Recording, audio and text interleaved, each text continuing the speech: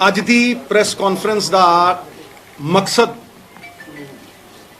ਇੱਕ larger conspiracy, ਇੱਕ ਵੱਡੇ ਛੜਯੰਤਰ ਨੂੰ ਬੇਨਕਾਬ ਕਰਨਾ। पीयूष गोयल साहब ने चीफ मिनिस्टर साहब ਨੂੰ ਇੱਕ चिट्ठी लिखी, मेरे दोस्त ने, वो मैं जानता उन्होंने, पर ਉਹਦੀ ਜਿਹੜੀ ਸੌੜੀ ਨੀਅਤ ਹੈ, ਉਹਦਾ ਜਿਹੜਾ ਅੰਡਰ ਕਰੰਟ ਹੈ, ਉਹ ਝੂਠ ਦੀ ਬੁਨਿਆਦ ਤੇ ਖੜਾ ਹੈ। ਜੜੋਂ ਪੱਟ ਦੂੰ ਉਹ ਝੂਠ ਨੂੰ। ਵੈਸੇ ਵੀ ਝੂਠ ਦੇ ਪੈਰ ਨਹੀਂ ਹੁੰਦੇ। ਉਸ ਚਿੱਠੀ ਦੇ ਵਿੱਚ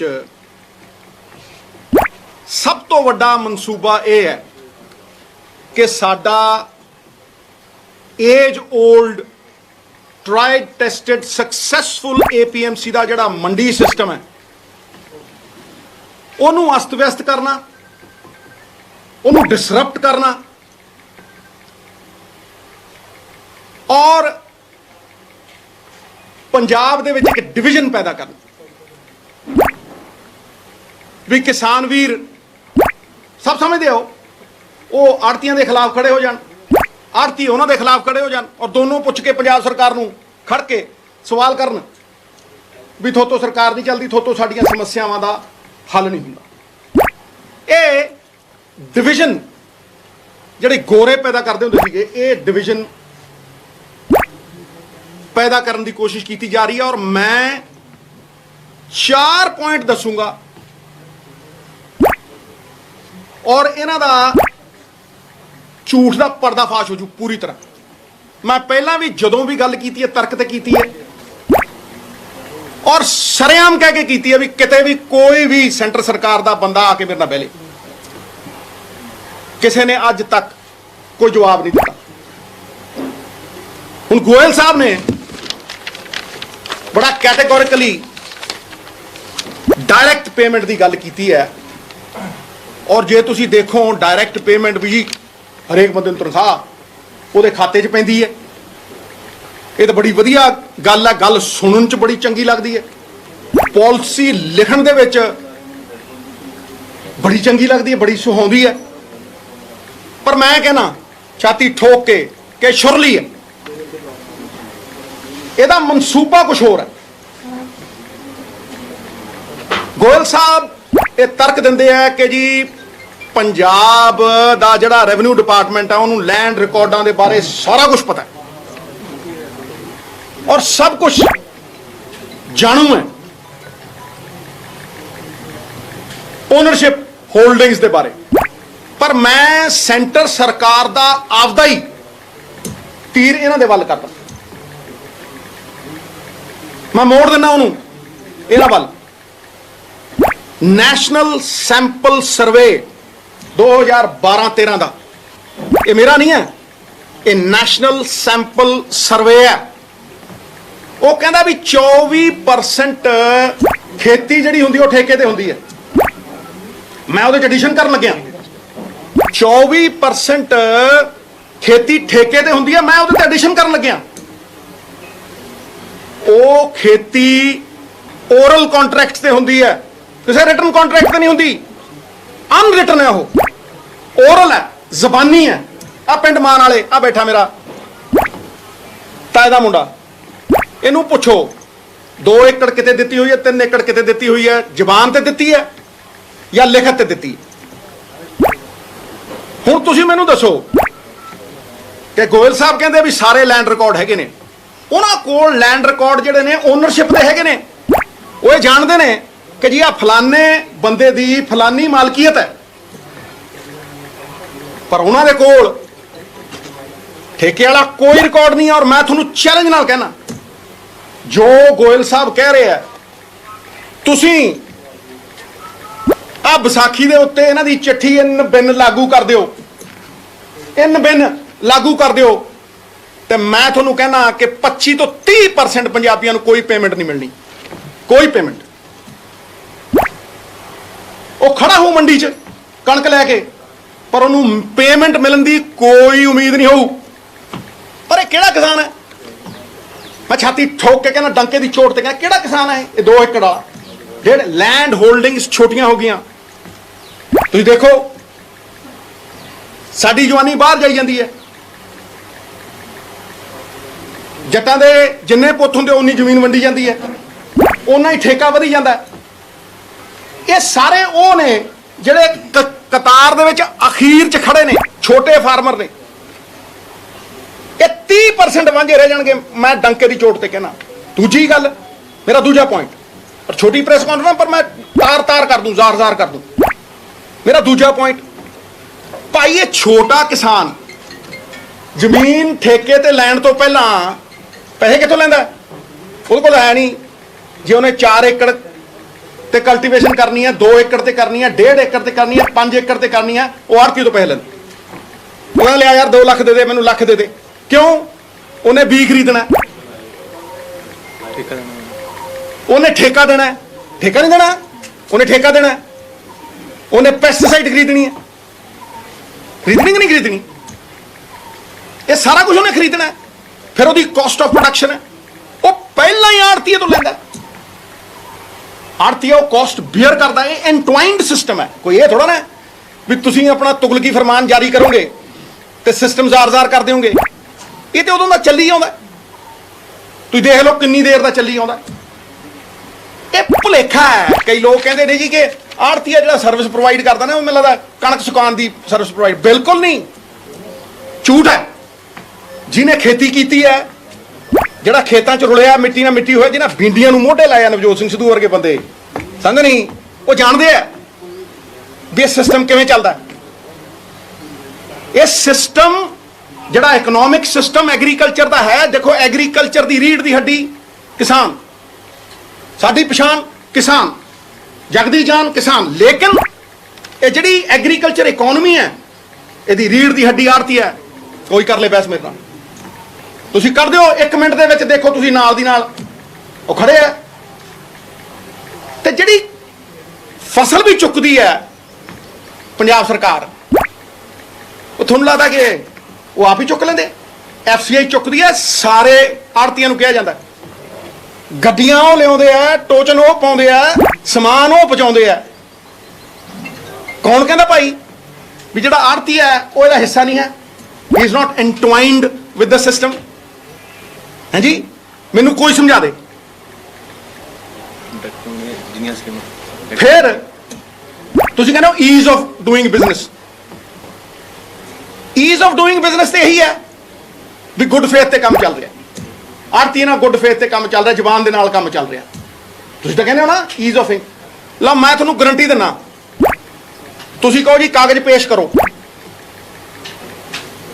ਕਿਸੇ ਨੇ 6 ਮਹੀਨੇ ਦਾ ਕੰਟਰੈਕਟ ਕੀਤਾ, ਕਹਿੰਦੇ ਤੁਸੀਂ ਜਾ ਕੇ ਤਹਿਸੀਲਦਾਰ ਕੋਲ ਖੜਾ ਦਿਓਗੇ, ਤੁਸੀਂ ਜਾ ਕੇ ਪਟਵਾਰੀਆਂ ਦੇ ਕੋਲ ਖੜਾ ਦਿਓਗੇ, ਰਜਿਸਟਰੀ ਜਿੰਨਾ ਕੰਮ ਕਰਾਉਣਾ ਪਊ। ਕਿੰਨੇ ਕਰ ਦੇਣਗੇ ਮੈਨੂੰ ਦਿਖਾ ਦਿਓ।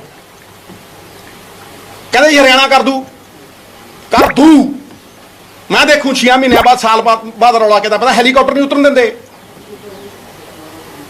ਪਤੰਦਰਾਂ ਨੇ ਪੰਗਾ ਪਾਇਆ, 30% ਸਾਂਭ ਕੇ ਦਿਖਾਣਗੇ ਜੱਟਾਂ ਨੂੰ। ਇਕੱਠੇ ਨੇ ਹੁਣ ਪੰਜਾਬ ਵਾਲਿਆਂ ਨਾਲ। ਕਰ ਦੂ। ਅਗਰ ਇਹ ਹੋ ਗਿਆ, ਅਗਰ ਮੇਰੀ ਚਾਚੀ ਦੇ ਮੁੱਛਾਂ ਹੁੰਦੀਆਂ, ਮੈਨੂੰ ਚਾਚਾ ਨਾ ਕਹਿੰਦਾ ਕਰਕੇ ਵਿਖਾਓ, 2 ਸਾਲਾਂ 'ਚ ਦੇਖਾਂਗਾ। ਮੈਂ ਦੇਖੂਗਾ ਵੀ ਇਹ ਕਿੰਨਾ ਹੁੰਦਾ। ਇਹ ਸਾਡਾ ਜਿਹੜਾ ਸਿਸਟਮ ਹੈ, ਇਹ ਜਿਹੜੀ ਕਾਗਜ਼ੀ ਕਾਰਵਾਈ ਹੈ, ਇਹਦੇ 'ਚ ਨਹੀਂ ਹੈਗੀ। ਸਾਰੇ ਡਾਇਰੈਕਟ ਪੇਮੈਂਟ ਜਿੰਨੇ ਹੈਗੇ ਨੇ, ਇਲੈਕਟ੍ਰਿਸਿਟੀ ਦਾ ਬਿੱਲ ਹੋਵੇ ਭਾਵੇਂ ਆਵੇ, ਮੈਂ ਹੁਣ ਇਹ ਕਹਿੰਦੇ ਨੇ ਜੀ ਇਹ ਡਾਇਰੈਕਟ ਪੇਮੈਂਟ ਜਿਹੜੀ ਹੈ, ਇਹਨੂੰ ਕੋਈ ਕਿੰਤੂ ਪਰੰਤੂ ਨਹੀਂ ਹੈ। ਇਹ ਤਾਂ ਸਾਰੇ ਕਹਿਣਗੇ। ਮੈਂ ਤੁਹਾਨੂੰ 3 ਡਾਇਰੈਕਟ ਪੇਮੈਂਟਾਂ ਜਿਹੜੀਆਂ ਸਰਕਾਰ ਕਰ ਰਹੀ ਹੈ ਨਾ, ਮੈਂ ਤੁਹਾਨੂੰ 3 ਦਾ ਐਗਜ਼ਾਮਪਲ ਦਿੰਦਾ। ਸਭ ਤੋਂ ਪਹਿਲਾਂ 7-8 ਮਹੀਨਿਆਂ ਪਹਿਲਾਂ, ਜਦੋਂ ਸਾਰੇ ਸੁੱਤੇ ਪਏ ਸੀ, ਜਦੋਂ ਇਲੈਕਟ੍ਰਿਸਿਟੀ ਅਮੈਂਡਮੈਂਟ ਬਿੱਲ ਵੈਬਸਾਈਟ ਤੇ ਚੜਿਆ ਸੀਗਾ ਗਵਰਨਮੈਂਟ ਆਫ ਇੰਡੀਆ ਦੀ, ਮੈਂ ਉਦੋਂ 7 ਮਹੀਨੇ ਪਹਿਲਾਂ, 8 ਮਹੀਨੇ ਪਹਿਲਾਂ ਕਿਹਾ ਸੀਗਾ ਇੱਕ ਹੋਰ ਸਾਜ਼ਿਸ਼ ਆ ਰਹੀ ਹੈ। ਉਹ ਅਮਲੀ ਜਾਮਾ ਚਾੜਤਾ। ਹੁਣ ਕਹਿੰਦੇ ਜੀ ਪੁੱਛ ਕੇ ਕਰਾਂਗੇ। ਇਹ ਪੁੱਛਿਆ ਸੀ ਤੁਸੀਂ? ਜਿਹੜੇ 3 ਕਾਲੇ ਕਾਨੂੰਨ ਲਿਆਏ ਸੀਗੇ, ਕਿਸਾਨ ਨੂੰ ਪੁੱਛਿਆ ਤੁਸੀਂ? ਕਿਸਾਨ ਨੂੰ ਭਾਗੀਦਾਰ ਜਿਹਦੇ ਫਾਇਦੇ ਲਈ ਤੁਸੀਂ ਕਰ ਰਹੇ, ਜਦੋਂ ਉਹਨੂੰ ਨਹੀਂ ਪੁੱਛਦੇ, ਫਿਰ ਇਹਦਾ ਕੀ ਉਹ ਹੈ? Electricity amendment bill direct payment ਪਾਉਂਦਾ ਹੈ ਕਿਸਾਨ ਦੇ ਉਸ 'ਚ, ਲੇਕਿਨ ਸਵਾਲ ਦੋਨਾਂ ਥਾਵਾਂ ਤੇ ਇਹੀ ਹੈ ਕਿ ਉਹ ਪਹੁੰਚੂ। ਜਦੋਂ ਤੁਸੀਂ ਕਹੋਗੇ ਪੰਜਾਬ ਸਰਕਾਰ ਨੂੰ ਵੀ ਡਾਇਰੈਕਟ ਪੇਮੈਂਟ ਪਾ ਦੇ ਵੀ ਕਿਸਾਨ ਦੇ ਖਾਤੇ 'ਚ ਸਬਸਿਡੀ, ਪੰਜਾਬ ਸਰਕਾਰ ਕੋਲ 12,000 ਕਰੋੜ ਰੁਪਇਆ ਹੈ ਵੀ ਕਿਸਾਨ ਦੇ ਖਾਤੇ 'ਚ ਪਾ ਦੂਗੀ ਫ੍ਰੀ ਬਿਜਲੀ ਦੀ, ਉਸੇ ਵੇਲੇ ਖਤਮ ਹੋ ਜੂ 10-12,000 ਕਰੋੜ ਦੀ ਸਬਸਿਡੀ, ਉਸੇ ਵੇਲੇ ਖਤਮ। ਦੂਜੀ ਚੀਜ਼, ਬੜੇ ਧਿਆਨ ਨਾਲ ਸੁਣਿਓ, ਇਹ ਛੜਯੰਤਰ ਬਹੁਤ ਵੱਡਾ ਹੈ। ਦੂਜੀ ਚੀਜ਼, ਸਾਰੀ ਦੀ ਸਾਰੀ ਸਟੋਰੇਜ ਦੇਤੀ ਅਡਾਨੀ ਨੂੰ, ਸਾਰੀ ਦੀ ਸਾਰੀ ਰਿਟੇਲ ਦੇਤੀ ਅੰਬਾਨੀ ਨੂੰ, ਠੀਕ ਹੈ। ਉਸ ਤੋਂ ਬਾਅਦ ਕਹਿੰਦੇ ਜੀ ਅਸੀਂ ਤਾਂ ਪੀਡੀਐਸ ਸਿਸਟਮ ਖਤਮ ਕਰਾਂਗੇ, ਪੀਡੀਐਸ ਸਿਸਟਮ ਖਤਮ ਕਰਾਂਗੇ, ਜਿਹੜਾ ਗਰੀਬ ਨੂੰ 3 ਰੁਪਏ ਚੌਲ 1 ਰੁਪਏ ਦੇ ਖਾਤੇ 'ਚ ਪਾਵਾਂਗੇ, ਪੈਸੇ ਉਹਦੇ ਖਾਤੇ 'ਚ ਪਾਵਾਂਗੇ। ਬਹੁਤ ਚੰਗੀ ਗੱਲ ਹੈ ਜੀ, ਲੋਕ ਕਹਿਣਗੇ ਬੜੀ ਵਧੀਆ ਗੱਲ ਹੈ ਜੀ, ਖਾਤੇ 'ਚ ਪਾਵਾਂਗੇ। ਪਰ ਤੁਸੀਂ ਮੈਨੂੰ ਇਹ ਦੱਸੋ, ਮੈਂ ਸਵਾਲ ਪੁੱਛਦਾ ਵੀ ਜਦੋਂ ਹੁਣ ਗਰੀਬ ਦੇ ਪੈਸੇ ਖਾਤੇ 'ਚ ਆ ਗਏ, ਉਹ ਮਾਰਕੀਟ ਰੇਟ ਤੇ ਖਰੀਦੂਗਾ ਜਾਂ 3 ਰੁਪਏ ਕਿਲੋ ਖਰੀਦੂਗਾ? ਦਿਖਾਓ, ਦੱਸ ਦਿਓ ਮੈਨੂੰ। ਗੇਮ ਦੇਖੋ ਕਿ ਗਰੀਬ ਦੇ ਖਾਤੇ 'ਚ ਪੈਸੇ ਪਾਤੇ, ਉਹਦੇ ਗਰੀਬ ਦੇ ਖਾਤੇ 'ਚ ਆ ਗਏ ਪੈਸੇ, ਪਰ ਉਹ ਖਰੀਦੂਗਾ ਜਾ ਕੇ ਅੰਬਾਨੀ ਦੀ ਰਿਟੇਲ ਤੋਂ ਔਰ ਮਾਰਕੀਟ ਰੇਟ ਦੇ ਉੱਤੇ ਖਰੀਦੂਗਾ। ਤੀਜੀ ਡਾਇਰੈਕਟ ਪੇਮੈਂਟ ਆ ਹੈ, ਤੀਜੀ ਡਾਇਰੈਕਟ ਪੇਮੈਂਟ ਆ ਹੈ ਜਿਹਦੇ ਤੁਸੀਂ 30% ਲੋਕਾਂ ਨੂੰ ਵਾਂਝਾ ਕਰ ਦਿਓਗੇ ਪੇਮੈਂਟ ਤੋਂ, ਐ ਖੜਾ ਕਰ ਦਿਓ ਜਿਵੇਂ ਸੜਕ ਦੇ ਉੱਤੇ ਖੜੇ ਕੀਤੇ ਹੁੰਦੇ, ਕੋਈ ਰਿਕਾਰਡ ਨਹੀਂ ਲਿਆ ਸਕਦਾ ਉਹਨੂੰ ਪਟਵਾਰੀਆਂ ਦੇ ਕੋਲ, ਉਹਨੂੰ ਫਲਾਨੀ ਥਾਂ ਦੇ ਉੱਤੇ ਜਾ ਕੇ ਖੜਾ ਕਰਨਾ। ਤੀਜੀ ਚੀਜ਼ ਜਿਹਦਾ ਕਿ ਸਭ ਤੋਂ ਵੱਡਾ ਪੈਰਾਡੌਕਸ, ਜਿਹੜਾ ਕਿ ਤੁਹਾਡੇ ਜਿਹੜਾ ਤੁਸੀਂ ਕਹਿੰਦੇ ਹੋ ਨਾ ਵਨ ਨੇਸ਼ਨ ਵਨ ਮਾਰਕੀਟ, ਬਖਸ਼ਿਓ ਦੇੜ ਦੋ, ਵਨ ਨੇਸ਼ਨ ਵਨ ਮਾਰਕੀਟ ਜਿਹੜੀ ਤੁਸੀਂ ਕਹਿੰਦੇ ਹੋ, ਇਦੋਂ ਵੱਡਾ ਝੂਠ ਹੈ ਹੀ ਕੋਈ ਨਹੀਂ। ਤੁਸੀਂ ਵਨ ਨੇਸ਼ਨ 2 ਮਾਰਕੀਟਸ ਕ੍ਰੀਏਟ ਕਰ ਰਹੇ ਹੋ। ਪੁੱਛੋ ਕਿਦਾਂ? ਵਨ ਨੇਸ਼ਨ 2 ਮਾਰਕੀਟਸ ਤੁਸੀਂ ਕ੍ਰੀਏਟ ਕਰ ਰਹੇ ਹੋ। ਮੈਂ ਤੁਹਾਨੂੰ ਗਰੰਟੀ ਦੇ ਕੇ ਕਹਿਣਾ, ਜੜਾ ਤੇ ਜਾ ਕੇ ਸਰਕਾਰੀ ਮੰਡੀ ਦੇ ਵਿੱਚ ਜਾ ਕੇ ਖਰੀਦੂਗਾ, ਉਹਦੇ ਲੈਂਡ ਰਿਕਾਰਡ ਵੀ ਦੇਵੇ, ਉਹਦੇ ਖਾਤਿਆਂ ਦੇ ਵਿੱਚ ਪੇਮੈਂਟ ਪਊ, ਉਹ ਜਾ ਕੇ ਪਟਵਾਰੀਆਂ ਕੋ ਖੜੇ, ਉਹ ਜਾ ਕੇ ਤਹਿਸੀਲਦਾਰਾਂ ਕੋ ਖੜੇ, ਤੇ ਜਿਹੜਾ ਪ੍ਰਾਈਵੇਟ ਸਬਜ਼ੀ ਮੰਡੀ 'ਚ ਜਾ ਕੇ ਵੇਚੂ, ਜਿਹੜਾ ਪ੍ਰਾਈਵੇਟ ਅੰਬਾਨੀ ਤੇ ਅਡਾਨੀ ਨੂੰ ਜਾ ਕੇ ਕਣਕ ਦਊ, ਜੀਰੀ ਦਊ, ਜਿਹੜਾ ਜਾ ਕੇ ਆੜ੍ਹਤੀਏ ਨੂੰ ਪ੍ਰਾਈਵੇਟ ਮੰਡੀ ਦੇ ਵਿੱਚ ਜੀਰੀ ਦਊ, ਉਹਨੂੰ ਕੋਈ ਲੋੜ ਨਹੀਂ ਹੈ, ਉਹਨੂੰ ਕੋਈ ਲੋੜ ਨਹੀਂ ਹੈ, ਉਹਨੂੰ ਨਾ ਕਾਗਜ਼ ਦਿਖਾਉਣ ਦੀ ਲੋੜ ਹੈ, ਉਹਨੂੰ ਭਾਵੇਂ ਆਨਲਾਈਨ ਪੇਮੈਂਟ ਕਰ ਦਿਓ, ਉਹਨੂੰ ਭਾਵੇਂ ਜਿਵੇਂ ਮਰਜ਼ੀ ਕੈਸ਼ 'ਚ ਪੇਮੈਂਟ ਕਰ ਦਿਓ। ਕਿ ਤੁਹਾਡੇ ਪਿਓ ਦਾ ਰਾਜ ਹੈ ਵੀ ਇੱਕ ਕਾਨੂੰਨ ਤੁਸੀਂ 2 ਤਰੀਕਿਆਂ ਨਾਲ 2 ਬੰਦਿਆਂ ਤੇ ਲਾਓਗੇ? ਇਹਦਾ ਮਤਲਬ you are promoting private mandis, you are promoting Ambanis and Adanis, you are promoting them। ਇਹ ਕਲੀਅਰ ਹੈ, ਇਹ ਸਾਫ਼ ਹੈ। ਨਹੀਂ ਤਾਂ ਤੁਸੀਂ ਡੀਲ ਉੱਥੇ ਕਿਉਂ ਨਹੀਂ ਲਾਏ? ਜਦੋਂ ਕੋਈ ਬੰਦਾ ਪ੍ਰਾਈਵੇਟ ਮੰਡੀ 'ਚ ਸਬਜ਼ੀ ਵੇਚਣ ਜਾਂਦਾ, ਨਹੀਂ ਤਾਂ ਉਹਨੂੰ ਟੈਕਸ ਲਾਦਾ, ਮੈਂ ਯਾਰ ਜਾ ਕੇ ਪ੍ਰਾਈਵੇਟ ਮੰਡੀ ਵੱਲ, ਤੇ ਉਹ ਕਾਗਜ਼ ਦਿੰਦਾ, ਜਾਂ ਤਾਂ ਤੁਸੀਂ ਉਹਨੂੰ ਵੀ ਲਿਖਦੇ, ਉਹ ਕਾਗਜ਼ ਦਿੰਦਾ। ਜਦੋਂ ਕੋਈ ਬੰਦਾ ਅੰਬਾਨੀ ਅਡਾਨੀ ਨੂੰ ਦੇਣ ਜਾਊ, ਉਹ ਕਾਗਜ਼ ਦਿੰਦਾ, ਉਹਨੂੰ ਤੁਸੀਂ ਆਨਲਾਈਨ ਪੇਮੈਂਟ ਕਰਦੇ ਹੋ। ਇਹ ਕਿੱਥੋਂ ਦਾ ਇਨਸਾਫ ਹੈ ਮਹਾਰਾਜ ਸੈਂਟਰ ਸਰਕਾਰ ਵਾਲਿਓ, ਵੀ ਤੁਸੀਂ ਇੱਕ ਕਾਨੂੰਨ 2 ਬੰਦਿਆਂ ਲਈ ਅੱਡ-ਅੱਡ ਲਾਗੂ ਕਰ ਰਹੇ ਹੋ? ਇਹ ਹੋਇਆ ਕਦੇ ਅੱਜ ਤੱਕ ਕਿ ਜੀ ਤੇਰੇ ਲਈ ਕਾਨੂੰਨ ਅੱਡ ਹੈ, ਤੇਰੇ ਲਈ ਕਾਨੂੰਨ ਅੱਡ ਤੇ ਤੇਰੇ ਲਈ ਕਾਨੂੰਨ ਅੱਡ ਹੈ? ਇਹ ਜਿਹਾ ਕਿਹੜਾ ਕਾਨੂੰਨ ਹੈ? ਮੈਨੂੰ ਦੱਸ ਦਿਓ, ਸਮਝਾ ਦਿਓ। It impinges on the spirit of the Constitution. No discrimination on the basis of caste, color and creed. ਇਹ ਸਾਡੀ ਕਨਸਟੀਟਿਊਸ਼ਨ, ਸਾਡੇ ਫੈਡਰਲ ਸਟਰਕਚਰ ਦੇ ਉੱਤੇ ਬਹੁਤ ਵੱਡੀ ਮਾਰ ਹੈ। ਤੁਸੀਂ ਬਾਂਹ ਮਰੋੜ ਨਹੀਂ ਚਾਹੁੰਦੇ ਹੋ ਸਾਡੀ, ਤੁਸੀਂ ਡਬਲ ਸਟੈਂਡਰਡ ਦਿਖਾਉਂਦੇ ਹੋ, ਤੁਸੀਂ ਡਿਸਪੈਰਿਟੀ। ਕਨਸਟੀਟਿਊਸ਼ਨ ਕਹਿੰਦਾ ਇਕੁਆਲਿਟੀ, ਕਿੱਥੇ ਦੀ ਇਕੁਆਲਿਟੀ ਹੈ? ਤੁਸੀਂ ਡਿਸਪੈਰਿਟੀ ਕਰ ਰਹੇ ਹੋ, ਸ਼ਰੇਆਮ ਡਿਸਪੈਰਿਟੀ ਕਰ ਰਹੇ ਹੋ। Same law different for different people. ਇਸ ਕਰਕੇ ਮੈਂ ਕੋਰ ਨਿੰਦਾ ਕਰਦਾ, ਔਰ ਇਹਨੂੰ ਇੱਕ ਛੜਯੰਤਰ ਸਾਡੇ APMC ਨੂੰ ਡਿਸਮੈਂਟਲ ਕਰਨ ਦਾ, ਇੱਕ ਐਸੀ ਸਿਚੁਏਸ਼ਨ ਕ੍ਰੀਏਟ ਕਰਨ ਦਾ ਜਿਹੜੀ ਕੱਲ ਨੂੰ ਕਿਓਸ ਟੂ ਕਨਫਿਊਜ਼ਨ ਕ੍ਰੀਏਟ ਕਰ, ਭਾਈ ਲੜਾ ਦੇ। ਪੰਜਾਬ ਦੇ ਵਿੱਚ ਇੱਕ ਐਸੀ ਪਰਿਸਥਿਤੀ ਪੈਦਾ ਕਰਦੇ ਜਿਹੜੀ ਲਾਅ ਐਂਡ ਆਰਡਰ ਸਿਚੁਏਸ਼ਨ ਬਣ ਜੇ, ਫਿਰ ਤੁਹਾਨੂੰ ਹੈਂਡਲ ਮਿਲ ਜੇ। ਫਿਰ ਤੁਹਾਡੇ 4 ਲਗਾੜੇ ਉੱਠ ਕੇ ਜਿਹਨਾਂ 2 ਸੀਟਾਂ ਨਹੀਂ ਮਿਲਦੀਆਂ, ਉਹ ਗਵਰਨਰ ਕੋਲ ਜਾਣ ਤੇ ਕਹਿਣ ਦੇਖੋ ਜੀ ਆ ਦੇਖੋ ਸਥਿਤੀ ਖਰਾਬ ਹੋ ਗਈ। ਜਾਓ ਨਾ ਬਿਹਾਰ ਦੇ ਵਿੱਚ ਕਹੋ ਸਥਿਤੀ ਖਰਾਬ ਹੋ ਗਈ, ਰੈਫਟੇ ਵੱਜਦੇ ਆ, ਧੱਕੇ ਮਾਰ ਮਾਰ ਲਿਜਾਂਦੇ ਆ ਉਹ। ਜਾਓ ਨਾ ਕੋ ਚੀਫ ਉੱਥੇ ਹਰਿਆਣੇ ਦੇ ਵਿੱਚ ਔਰ ਕਹੋ ਕਿ ਚੀਫ ਮਿਨਿਸਟਰ ਦਾ ਹੈਲੀਕਾਪਟਰ ਨਹੀਂ ਉਤਰਨ ਦਿੰਦੇ, ਡਿਪਟੀ ਸੀਐਮ ਨੂੰ ਪੈਰ ਨਹੀਂ ਧਰਨ ਦਿੰਦੇ।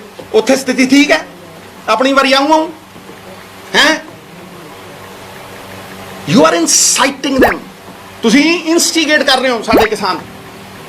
ਤੁਸੀਂ ਉਹਨੂੰ ਪੀਸਫੁਲ ਪ੍ਰੋਟੈਸਟ ਕਰਨ ਤੋਂ ਬਹੁਤ ਜ਼ਿਆਦਾ ਉਹਦੀ ਬਾਂਹ ਮਰੋੜ ਰਹੇ ਹੋ। I categorically declare it as economic blackmail.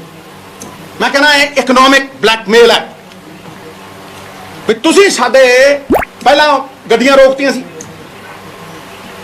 ਤੁਸੀਂ ਸਾਡੇ ਤੇ ਪ੍ਰੈਸ਼ਰ ਪਾਉਂਦੇ ਹੋ। ਪੰਜਾਬੀ ਨੇ ਪੰਜਾਬੀ ਪਿਆਰ ਨਾਲ ਜਾਨ ਮੰਗੋ ਜਾਨ ਵਾਰ ਦੇਣਗੇ। ਵਾਰੀ ਹੈ, ਇਹ ਉਹ ਸਟੇਟ ਹੈ ਜਿਹਨੇ ਦੇਸ਼ ਲਈ ਜਾਨਾਂ ਵਾਰੀਆਂ। ਪਰਮਵੀਰ ਚੱਕਰ ਜਿੱਤੇ 2% ਲੋਕਾਂ ਨੇ ਮੇਰੇ ਖਿਆਲ 67% ਲੋਕਾਂ ਦਾ ਪੇਟ ਭਰਿਆ। ਹਾਂਜੀ ਹੁਣ ਮੈਂ ਅਗਲੇ ਪੁਆਇੰਟ ਤੇ ਆਉਣਾ। ਇਹ ਹਟ ਕੇ ਹੈ ਚਿੱਠੀ ਤੋਂ ਥੋੜਾ ਜਿਹਾ, ਪਰ ਇਹ ਜੁੜਿਆ ਹੋਇਆ। ਇਹ ਹੈਗਾ ਜਿਹੜੀ ਆਰਬੀਆਈ ਦੀ ਸਾਡੀ ਕੈਸ਼ ਕ੍ਰੈਡਿਟ ਲਿਮਿਟ ਹੈ। ਇਹ ਪੁਆਇੰਟ ਨੰਬਰ 4 ਹੈ, non extension of the cash credit limit ਜਿਹੜੀ ਆਰਬੀਆਈ ਦੀ ਹੈ ਸਾਡੇ ਤੇ 89,200 ਕਰੋੜ ਦਾ ਕਰਜ਼ਾ। ਤੁਸੀਂ ਫਿਰ ਤੁਗਲਕੀ ਫਰਮਾਨ ਜਾਰੀ ਕਰਦੇ ਹੋ ਔਰ 3 ਦਿਨ ਦੇ ਵਿੱਚ ਤੁਸੀਂ ਐਨਪੀ ਡਿਕਲੇਅਰ ਕਰ ਦਿੰਦੇ ਹੋ। ਦਸ਼ਕਾਂ ਤੋਂ ਚੱਲਿਆ ਆ ਰਿਹਾ ਇੱਕ ਸਿਸਟਮ ਜਿਹਦੇ ਚ ਆਰਬੀਆਈ ਸਾਨੂੰ ਫੈਸਿਲਿਟੇਟ ਕਰਦੀ ਸੀ। ਹਾਂਜੀ ਅਸੀਂ ਵੀ ਖਰੀਦਦੇ ਸੀ, ਉਹ ਵੀ ਖਰੀਦਦੇ ਸੀ, ਐਫਸੀਆਈ ਉਹ ਖਰੀਦੀ। ਤੁਸੀਂ ਇੱਕੋ ਦਮ 3 ਦਿਨ ਪਹਿਲਾਂ ਤੁਸੀਂ ਇਹ ਕਹਿੰਦੇ ਹੋ ਕਿ ਜੀ 21 ਤਰੀਕ ਨੂੰ ਮਾਰਚ ਦੀ ਤੁਸੀਂ ਐਨਪੀਓ ਹੋ ਗਏ, ਤੁਹਾਡਾ ਜਿਹੜਾ ਅਕਾਊਂਟ ਹੈ ਉਹ ਆਊਟ ਆਫ ਆਰਡਰ ਹੋ ਗਿਆ। ਆਈ ਕੁਐਸਚਨ ਦ ਟਾਈਮਿੰਗ। ਮੈਂ ਸਵਾਲ ਖੜੇ ਕਰਦਾ ਇਸ ਟਾਈਮਿੰਗ ਦੇ ਉੱਤੇ। ਇਹ ਹੁਣੇ ਹੀ ਕਿਉਂ ਸੁਝਿਆ ਤੁਹਾਨੂੰ? ਇਹ ਅੱਜ ਹੀ ਤੁਸੀਂ ਕਿਉਂ ਕਹਿਣਾ ਚਾਹੁੰਦੇ ਹੋ ਵੀ ਸਾਡਾ ਜਿੰਨਾ ਕਰਜ਼ਾ ਤੁਸੀਂ ਆਰਬੀਆਈ ਮਨਾ ਕਰ ਰਿਹਾ? ਹਰ ਸੰਸਥਾ ਨੂੰ ਤੁਸੀਂ ਕਠਪੁਤਲੀ ਬਣਾ ਲਿਆ ਆਪਦੇ ਇਸ਼ਾਰਿਆਂ ਦੇ ਉੱਤੇ। ਆਪਦੇ ਸੈਲਫਿਸ਼ ਵੈਸਟਡ ਇੰਟਰਸਟ ਨੂੰ ਤੁਸੀਂ ਸਟੇਟਾਂ ਦੀ ਬਾਂਹ ਮਰੋੜਨ ਦੇ ਲਈ ਯੂਜ਼ ਕਰਦੇ ਹੋ, ਤੁਸੀਂ ਸਟੇਟਾਂ ਦੇ ਖਿਲਾਫ ਯੂਜ਼ ਕਰਦੇ ਹੋ। ਫਿਰ ਅਲਫਾਜ਼ ਕਿੰਨਾ ਖੂਬਸੂਰਤ ਯੂਜ਼ ਕਰਦੇ ਹੋ ਜਿਹੜਾ ਕਿ ਡਾਇਰੈਕਟਰੀ ਕੰਟਰਾਡਿਕਟਰੀ ਹੈ। ਤੁਸੀਂ ਸਾਡੇ ਕਿਸਾਨ ਨੂੰ ਸਜ਼ਾ ਦੇਣ ਦੇ ਲਈ ਕਰ ਰਹੇ ਹੋ ਵੀ ਉਹ ਤੁਹਾਡੇ ਖਿਲਾਫ ਖੜਾ ਹੈ। ਇਸ ਦੇਸ਼ ਦੇ ਵਿੱਚ ਪੀਸਫੁਲ ਪ੍ਰੋਟੈਸਟ ਜਿਹੜਾ ਹੈ ਉਹ ਜੁਰਮ ਹੋ ਗਿਆ। ਹੁਣ ਸੱਤਿਆਗ੍ਰਹਿ ਜਿਹੜਾ ਹੈ ਜਿਹਦੀ ਸਫਲਤਾ ਨੂੰ ਤੁਸੀਂ ਰੋਕ ਨਹੀਂ ਸਕਦੇ, ਉਹਦੀ ਬਦਨਾਮੀ ਤੁਸੀਂ ਸ਼ੁਰੂ ਕਰਤੀ। ਔਰ ਤੁਸੀਂ ਸ਼ਬਦ ਕੀ ਯੂਜ਼ ਕਰ ਰਹੇ ਹੋ? Cooperative federalism. ਵਾਹ, ਦੇਖੋ ਕਿੱਡੀ ਸੋਹਣੀ ਅੰਗਰੇਜ਼ੀ ਸਿੱਖੀ। ਅਸੀਂ ਵੀ ਅੰਗਰੇਜ਼ੀ ਸਕੂਲਾਂ ਦੇ ਪੜ੍ਹਿਆ ਮਿੱਤਰਾ। ਕਾਟ ਦਿਆਂਗੇ ਇਹਨੂੰ, ਵਾਰ ਕਰਾਂਗੇ, ਤੁਹਾਡੇ ਬੰਬ ਦੇਉਂ ਕੱਢ, ਜਵਾਬ ਨਹੀਂ ਆਣੇ ਤੁਹਾਨੂੰ। ਕੋਆਪਰੇਟਿਵ ਫੈਡਰਲਿਜ਼ਮ ਵੀ ਇੱਥੇ ਤੁਹਾਡੇ ਨਾਲ ਬੜੀ ਕੋਆਪਰੇਸ਼ਨ ਕਰ ਰਹੀ, ਤੁਹਾਡਾ ਅਕਾਊਂਟ ਬੰਦ ਕਰ ਰਹੇ ਆ, ਤੁਹਾਨੂੰ ਐਨਪੀਏ ਡਿਕਲੇਅਰ ਕਰ ਰਹੇ ਆ, ਤੁਹਾਡਾ ਅਕਾਊਂਟ ਆਊਟ ਆਫ ਆਰਡਰ ਕਰ ਰਹੇ ਆ, ਫਿਰ ਕਹਿ ਰਹੇ ਆ ਵੀ ਤੁਹਾਨੂੰ ਤੁਹਾਡੇ ਤੇ ਆਸਾਨ ਕਰ ਰਹੇ ਆ। ਮੈਂ ਪੁੱਛਦਾ ਗੋਇਲ ਸਾਹਿਬ, ਆ ਵੇਖ ਛਾਤੀ ਚੌੜੀ ਕਰਕੇ ਡੰਕੇ ਦੀ ਚੋਟ ਤੇ ਪੁੱਛਦਾ, ਯੂ ਆਰ ਦੀ ਫੇਸ। ਤੁਸੀਂ ਹਰ ਥਾਂ ਤੇ ਬੈਠਦੇ ਹੋ, ਜਿੱਥੇ ਐਗਰੀਕਲਚਰ ਮਿਨਿਸਟਰ ਵੀ ਬੈਠਦਾ ਉੱਥੇ ਵੀ ਤੁਸੀਂ ਨਾਲ ਬੈਠਦੇ। ਮੈਂ ਜਾਣਦਾ ਤੁਸੀਂ ਚਾਰਟਰਡ ਅਕਾਊਂਟੈਂਟ ਹੋ, ਮੇਰੇ ਵਧੀਆ ਦੋਸਤ ਹੋ, ਮੈਨੂੰ ਪਿਆਰ ਹੈ ਤੁਹਾਡੇ ਨਾਲ। ਪਰ ਇੱਥੇ ਸਵਾਲ ਪੰਜਾਬ ਦਾ ਹੈ। ਮੈਂ ਪੁੱਛਦਾ ਕਰਦਾ ਕਿ ਇਹ ਜਿਹੜਾ ਕੋਆਪਰੇਟਿਵ ਫੈਡਰਲਿਜ਼ਮ ਹੈ ਤਾਂ ਠੀਕ ਹੈ, ਤੁਹਾਨੂੰ ਕਿਸਾਨ, ਮਜ਼ਦੂਰ ਔਰ ਜਿੰਨੇ ਵੀ ਸਾਡੇ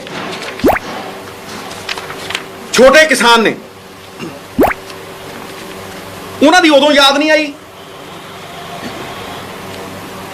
ਉਹਨਾਂ ਦੀ ਉਦੋਂ ਯਾਦ ਨਹੀਂ ਆਈ ਜਦੋਂ ਤੁਸੀਂ ਅੰਬਾਨੀ ਨੂੰ ਪੈਸੇ ਛੱਡਦੇ ਹੋ, ਜਦੋਂ ਤੁਸੀਂ ਐਨਪੀਏ ਵੱਡੇ ਵੱਡੇ ਕਾਰਪੋਰੇਟਸ ਦੇ ਤੁਸੀਂ ਛੱਡਦੇ ਹੋ, ਜਦੋਂ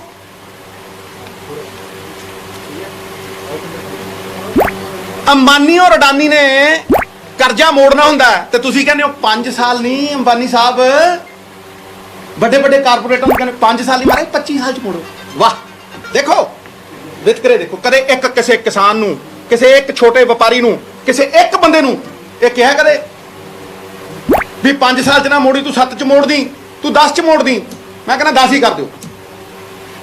ਤੁਸੀਂ ਉਹਨਾਂ ਲਈ ਸਕੀਮ ਲਿਆਉਂਦੇ ਹੋ 5x25, ਨਹੀਂ ਮੁੜਦੇ, ਕੋਈ ਗੱਲ ਨਹੀਂ, 25 ਚ ਮੋੜੀ। ਸੁਪਰੀਮ ਕੋਰਟ ਕਹਿੰਦਾ ਅੰਬਾਨੀ ਦੀਆਂ 3 ਕੰਪਨੀਆਂ ਦੀ ਕੁੜਕੀ ਕਰੋ। ਹਾਂਜੀ, ਉਹਨਾਂ 3 ਕੰਪਨੀਆਂ ਦਾ ਜਵਾਬਦੇਹੀ ਬਣਾਓ, ਇਹਨੂੰ ਐਨਪੀਏ ਡਿਕਲੇਅਰ ਕਰੋ। ਤੁਸੀਂ ਚੌਥੀ ਖੜੀ ਕਰ ਦਿੰਦੇ ਹੋ, ਤੁਸੀਂ ਚੌਥੀ ਖੜੀ ਕਰਕੇ ਉਹਦੇ ਵਿੱਚ ਪੈਸੇ ਪਵਾ ਕੇ ਡੀਆਰਡੀਓ ਮਾਰ ਦਿੰਦੇ ਹੋ, ਹਾਲ ਨੂੰ ਮਾਰ ਦਿੰਦੇ ਹੋ, ਪਰ ਤੁਸੀਂ ਉਹਨੂੰ ਪ੍ਰਫੁੱਲਿਤ ਰੱਖਦੇ ਹੋ। ਇਹ ਤੁਹਾਡਾ ਐਨਪੀਏ ਦਾ ਰੂਲ ਹੈ। ਐਨਪੀਏ ਦਾ ਰੂਲ ਤੁਹਾਨੂੰ ਇੱਕ ਸਟੇਟ ਤੇ ਦਿਖਦਾ ਜਿਹਨੇ ਕੋਈ ਆਪਣੇ ਸਵਾਰਥ ਲਈ ਨਹੀਂ। ਜੇ ਕਣਕ ਖਰੀਦੀ, ਮੈਂ ਮੰਨ ਸਕਦਾ ਕਿ ਕਿਸੇ ਅਫਸਰ ਦੀ ਗਲਤੀ ਹੋਵੇ, ਮੈਂ ਮੰਨ ਸਕਦਾ ਕਿ ਕਿਸੇ ਸਰਕਾਰ ਦੀ ਵੀ ਗਲਤੀ ਹੋਵੇ, ਕਰਜ਼ਾ ਨਹੀਂ ਚੜਨਾ ਚਾਹੀਦਾ ਸੀ, ਮੈਂ ਮੰਨ ਸਕਦਾ ਵੀ 32 ਹਜ਼ਾਰ ਕਰੋੜ ਰੁਪਈਆ ਲੋਕੀ ਇੱਕ ਦਿਨ 'ਚ ਚੜਾ ਗਏ, ਮੈਂ ਮੰਨ ਸਕਦਾ ਇਹ ਗੱਲ। ਪਰ ਤੁਸੀਂ ਕਿਸੇ ਅਫਸਰ ਦੀ ਸਜ਼ਾ ਤੁਸੀਂ ਗਰੀਬ ਨੂੰ ਦਿਓਗੇ, ਤੁਸੀਂ ਗਰੀਬ ਕਿਸਾਨ ਨੂੰ ਦਿਓਗੇ? ਮੈਂ ਮੰਨਦਾ ਨਾ ਕੋਆਪਰੇਟਿਵ ਫੈਡਰਲਿਜ਼ਮ। ਜੇ ਗੋਇਲ ਸਾਹਿਬ ਤੁਸੀਂ ਕਹਿੰਦੇ 10 ਸਾਲ ਦੇ ਵਿੱਚ ਅਸੀਂ ਤੁਹਾਨੂੰ 10 ਹਜ਼ਾਰ ਕਰੋੜ ਰੁਪਏ ਦੇਵਾਂਗੇ, 10 ਆ ਲਓ 10 ਅਗਲੇ ਸਾਲ ਤੁਹਾਨੂੰ ਅਸੀਂ 10 ਹਜ਼ਾਰ ਕਰੋੜ ਰੁਪਏ ਦੇਵਾਂਗੇ, ਤੇ ਤੁਸੀਂ ਇਹ ਝੋਨੇ ਤੇ ਕਣਕ ਦੇ ਵਿੱਚੋਂ ਨਿਕਲ ਕੇ ਡਾਈਵਰਸਿਫਿਕੇਸ਼ਨ ਕਰੋ, ਮੈਂ ਮੰਨਦਾ ਨਾ ਫਿਰ ਕੋਆਪਰੇਟਿਵ ਫੈਡਰਲਿਜ਼ਮ ਹੈ। ਇਹ ਕਿਹੜਾ ਕੋਆਪਰੇਟਿਵ ਫੈਡਰਲਿਜ਼ਮ ਹੈ? ਇਹ ਲੋਲੀਪੌਪ ਜਿਹੜੇ ਨੇ ਨਾ, ਇਹ ਲੋਲੀਪੌਪ ਤੁਸੀਂ ਕਿ ਦਿੱਲੀ ਵਾਲਿਆਂ ਨੂੰ ਜ਼ਰੂਰ ਦੇ ਲਿਓ। ਪੰਜਾਬ ਦਾ ਕਿਸਾਨ ਸਮਝਦਾ, ਅਸੀਂ ਮਿੱਟੀ ਨਾਲ ਮਿੱਟੀ ਹੋਣ ਵਾਲੇ ਬੰਦੇ, ਅਸੀਂ ਸਮਝਦੇ ਆ ਇਸ ਗੱਲ ਨੂੰ। ਇਸ ਕਰਕੇ ਤੁਸੀਂ ਸਾਨੂੰ ਲੋਲੀਪੌਪ ਨਾ ਦਿਓ, ਉਹਨੂੰ ਕਿਸੇ ਨੇ ਨਹੀਂ ਤੁਹਾਡੇ ਇਸ ਗੇਮ 'ਚ ਆਉਣਾ, ਔਰ ਕਿਸੇ ਨੇ ਵੰਡਿਆ ਨਹੀਂ ਜਾਣਾ। ਅਸੀਂ ਗੁਰੂਆਂ ਦੇ ਨਾਂ ਜਿਉਂਦੇ ਆ, ਅਸੀਂ ਇਕੱਠੇ ਹੋ ਕੇ ਜੀਆਂ। ਤੁਸੀਂ ਪੰਜਾਬ ਦੇ ਹਾਲਾਤ ਖਰਾਬ ਕਰਨੇ ਚਾਹੁੰਦੇ, ਮੈਂ ਕਹਿੰਦਾ ਠੋਕ ਕੇ। ਤੁਸੀਂ ਸਾਨੂੰ ਵੰਡਣਾ ਚਾਹੁੰਦੇ ਹੋ, ਮੈਂ ਕਹਿੰਦਾ ਠੋਕ ਕੇ। ਤੁਸੀਂ ਸਾਡਾ APMC ਮੰਡੀ ਸਿਸਟਮ ਖਤਮ ਕਰਨਾ ਚਾਹੁੰਦੇ ਹੋ, ਤੁਸੀਂ ਲੱਖਾਂ ਲੋਕ ਬੇਰੁਜ਼ਗਾਰ ਕਰਨਾ ਚਾਹੁੰਦੇ ਹੋ, ਤੁਸੀਂ ਕਨਫਿਊਜ਼ਨ ਕ੍ਰੀਏਟ ਕਰਨਾ ਚਾਹੁੰਦੇ ਹੋ। ਤਾਂ ਹੀ ਮੈਂ ਕਹਿੰਦਾ ਕਿ ਇਸ ਮੁਹਤਾਜੀ ਚੋਂ ਨਿਕਲੀ ਆਪਾਂ। ਮੈਂ ਕਿੰਨੀ ਵਾਰ ਕਹਿ ਚੁੱਕਿਆ, ਹੱਲ ਦੇ ਚੁੱਕਿਆ, ਔਰ 20 ਵਾਰ ਦੁਹਰਾ ਚੁੱਕਿਆ, ਇੱਕ ਵਾਰ ਫਿਰ ਦੁਹਰਾ ਦਿੰਦਾ ਕਿ ਪੰਜਾਬ ਸਰਕਾਰ ਇਕੱਠੀ ਹੋ ਕੇ ਅੱਜ 1,90,000 ਕਰੋੜ ਦੀ ਲਿਮਿਟ ਹੈ। ਪੰਜਾਬ ਸਰਕਾਰ ਕਿਸਾਨ ਯੂਨੀਅਨਾਂ ਦੇ ਨਾਲ ਇਕੱਠੀ ਹੋ ਕੇ ਸਾਰੇ ਰਲ ਮਿਲ ਕੇ ਬਗੈਰ ਇੱਕ ਦੂਜੇ ਤੇ ਉਂਗਲਾਂ ਚੱਕੇ, ਬਗੈਰ ਇੱਕ ਦੂਜੇ ਤੇ ਤੋਹਮਤਾਂ ਕਸੇ, ਇੱਕ ਇਕਨੋਮਿਕ ਮਾਡਲ ਖੜਾ ਕਰੀਏ ਭਾਈ, ਇੱਕ ਆਰਥਿਕ ਮਾਡਲ ਖੜਾ ਕਰੀਏ। ਜਦ ਤੱਕ ਅਸੀਂ ਆਰਥਿਕ ਮਾਡਲ ਖੜਾ ਨਹੀਂ ਕਰਦੇ, ਇਹ ਸਾਡੀਆਂ ਬਾਹਾਂ ਮਰੋੜਦੇ ਰਹਿਣਗੇ। ਤੇ ਮੈਂ ਤੁਹਾਨੂੰ ਕਹਿਣਾ ਕਿ ਜੇ ਤੁਸੀਂ, ਮੈਂ ਐਂਡਿੰਗ ਕਰ ਰਿਹਾ, ਕਿ ਜੇ ਤੁਸੀਂ ਇਹ ਕੋਆਪਰੇਟਿਵ ਫੈਡਰਲਿਜ਼ਮ ਦੀ ਗੱਲ ਕਰਦੇ ਹੋ ਤੇ ਤੁਸੀਂ ਕਿਸਾਨ ਦੇ ਲਈ, ਮਜ਼ਦੂਰ ਦੇ ਲਈ ਸੋਸ਼ਲ ਜਸਟਿਸ ਦੀ ਗੱਲ ਕਰਦੇ ਹੋ। ਮੈਂ ਕਹਿੰਦਾ ਸੋਸ਼ਲ ਜਸਟਿਸ ਦੀ ਗੱਲ ਕਰੋ,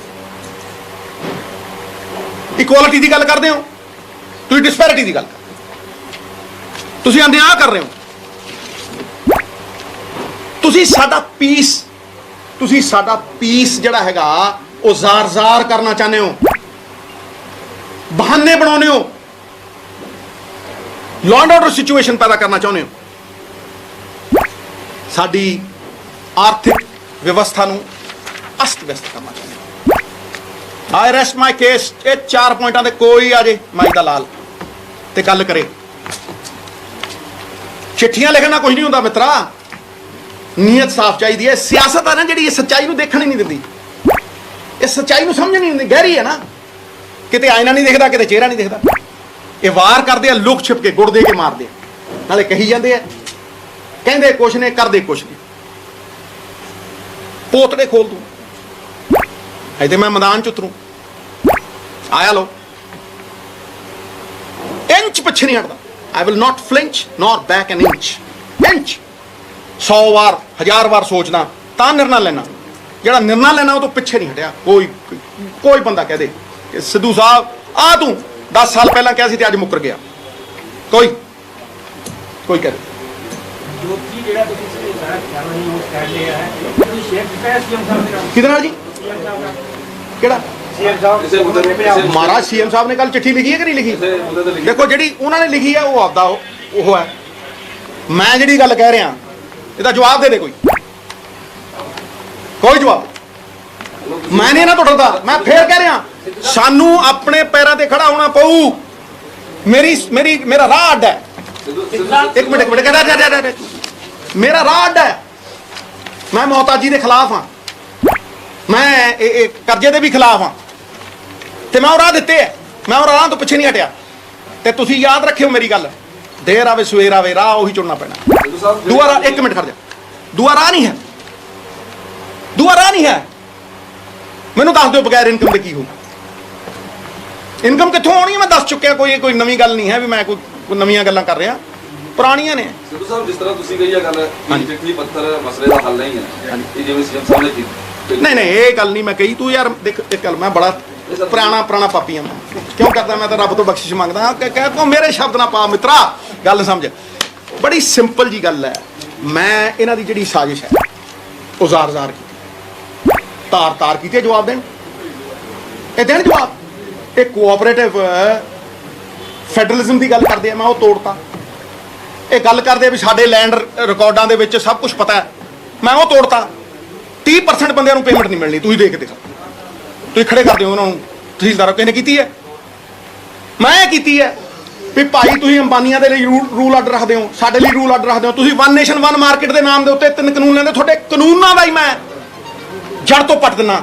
ਇਹਨਾਂ ਦੀ ਜਿਹੜੀ ਆਤਮਾ ਹੈ ਉਹਨੂੰ ਖੇਡ ਦੇਣਾ। ਸਰੀਰ ਕਿੱਥੇ ਰਹੇ ਨਾ? ਤੁਸੀਂ ਵਨ ਨੇਸ਼ਨ 2 ਮਾਰਕੀਟਸ ਕ੍ਰੀਏਟ ਕਰ, 2 ਮਾਰਕੀਟਸ। ਪ੍ਰਾਈਵੇਟ ਪਲੇਅਰਾਂ ਨੂੰ ਹੈਲਪ ਕਰ ਰਹੇ ਹੋ, ਠੀਕ ਹੈ ਜੀ, ਤੇ ਤੁਸੀਂ ਸਰਕਾਰੀ ਮੰਡੀ ਮਾਰ ਰਹੇ ਹੋ। ਸਿੱਧੂ ਸਾਹਿਬ ਕਾਨੂੰਨੀ ਤੌਰ ਤੇ ਫਾਈਟ ਕਰੋਗੇ?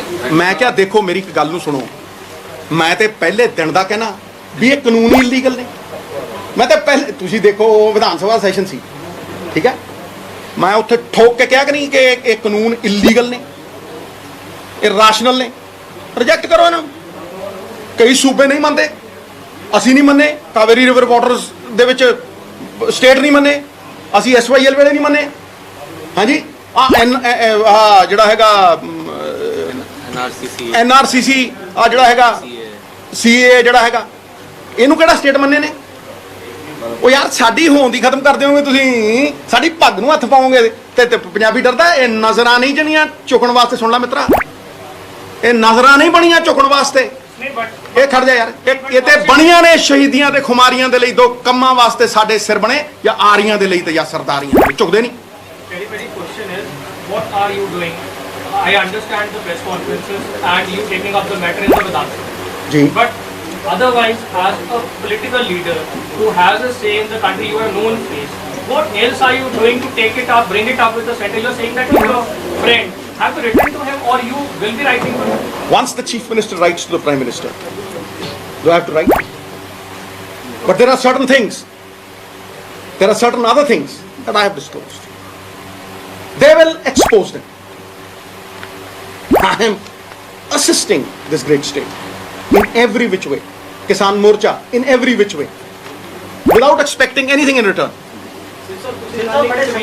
हाँ जी। ਤੁਸੀਂ ਕੱਲ ਇੱਕ ਟਵੀਟ ਕੀਤਾ ਕਿ ਸਿਆਸਤ ਕੋ ਲਹੂ ਪੀਣੇ की लत है, वरना मुल्क में सब खैरियत है। ਇਹ ਸਿਰਫ ਇੱਕ ਪਾਰਟੀ ਲਈ ਹੈ ਜਾਂ ਜੋ ਤੁਹਾਡਾ ਐਕਸਪੀਰੀਅੰਸ ਹੈ ਉਸ ਲਿਹਾਜ਼ ਤੇ ਤੁਸੀਂ ਇਹ ਤੂੰ ਜਾਨੀ ਜਾਣ ਸਾਡੇ ਨਾਲ ਜਾਨੀ ਜਾਣ ਤੂੰ ਐ ਤੇ ਪੁੱਛਦਾ ਮੈਨੂੰ? ਟਵੀਟ ਤੁਹਾਡਾ ਮਿੱਤਰਾ ਟਵੀਟ ਮੇਰਾ ਤੇ ਤੂੰ ਮੈਂ ਤਾਂ ਨਹੀਂ ਕਿਹਾ ਵੀ ਮੈਂ ਐਕਸਪਲੇਨ ਕਰੂੰ। ਕਿਆ ਨਾ ਮੈਂ ਕਹਿਤਾ ਜਿਹੜੇ ਸਮਝਣ ਵਾਲੇ ਸਮਝ ਜਾਂਦੇ ਆ। ਤੂੰ ਜੋ ਮੇਰੇ ਤੋਂ ਕਹਾਉਣਾ ਚਾਹੁੰਦਾ ਨਹੀਂ ਕਹਿੰਦਾ। ਹੋਰ ਦੱਸ।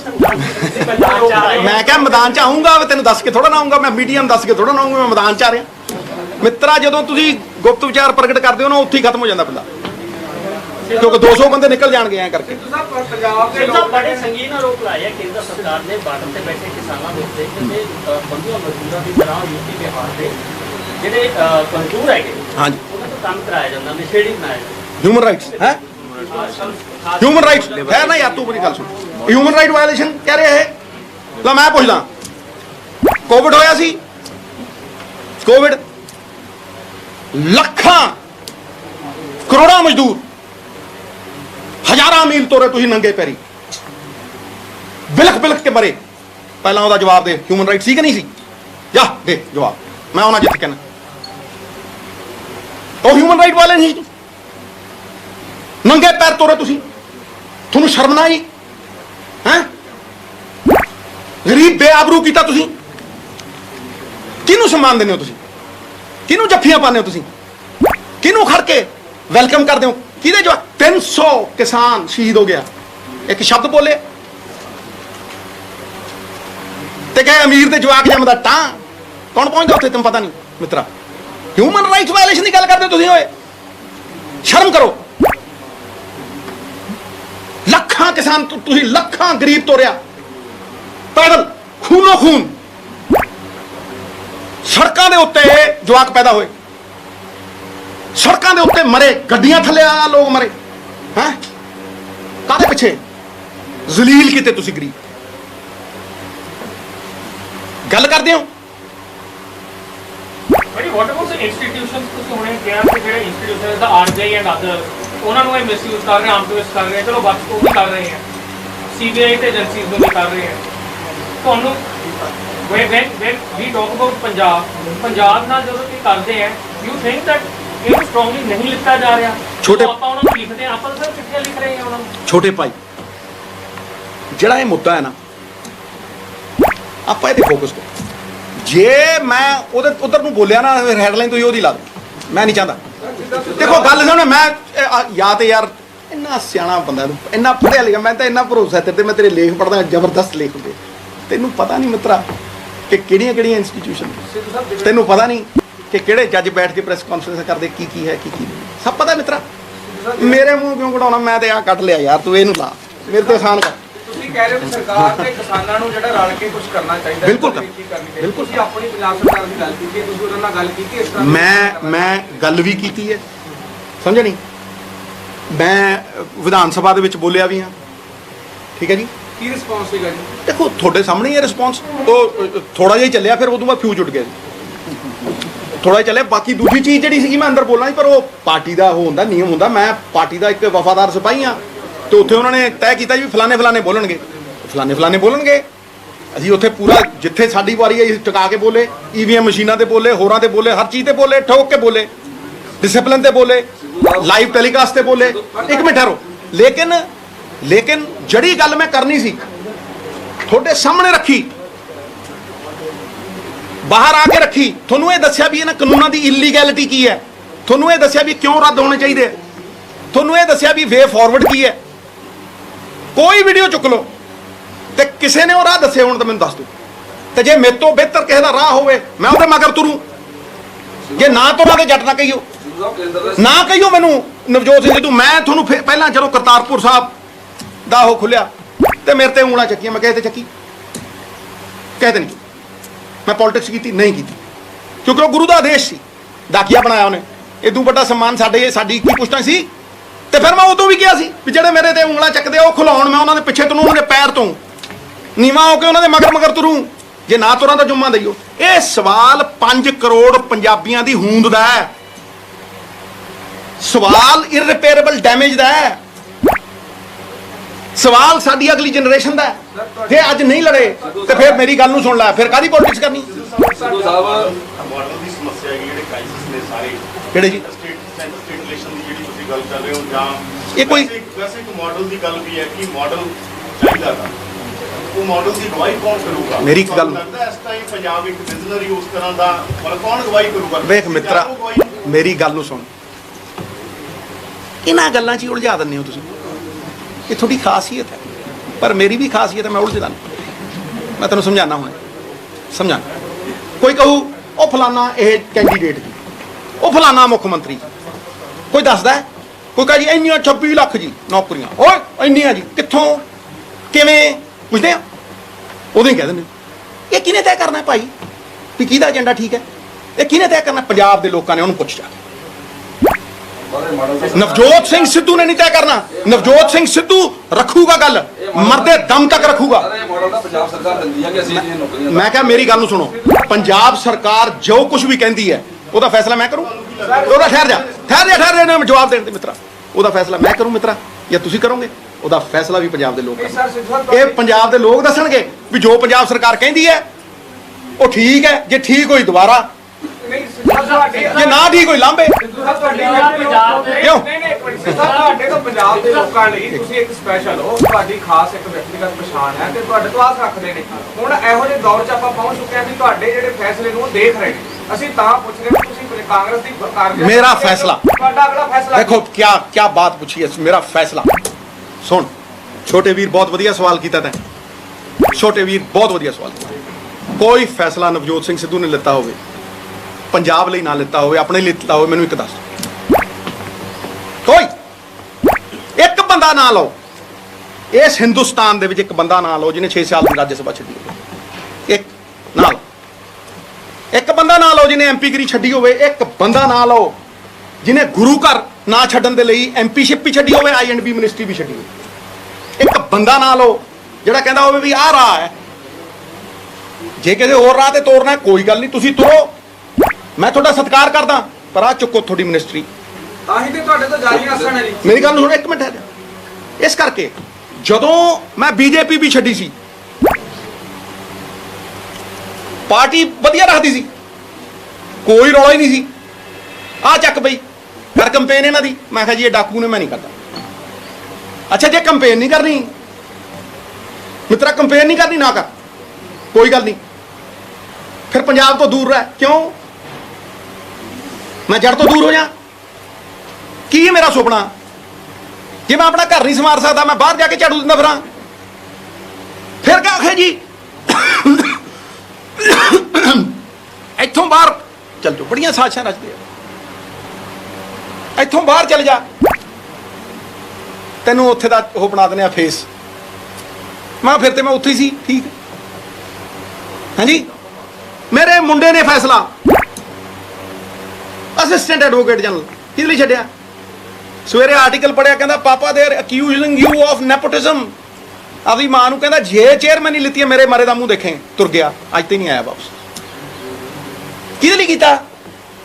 ਆਪਣੇ ਲਈ ਕਿ ਪੰਜਾਬ ਲਈ? ਦੱਸੋ ਨਾ ਕਿਹਦੇ ਲਈ ਕੀਤਾ? ਤੱਕ ਜਵਾਬ ਦੇਵੇ ਕੋਈ ਲਿਆ ਬਲਾਕ ਬੰਦਾ, ਜਿਹੜੇ ਹਰ ਰੋਜ਼ ਸ਼ੁਰਲੀਆਂ ਛੱਡ ਦਿੰਦੇ ਆ।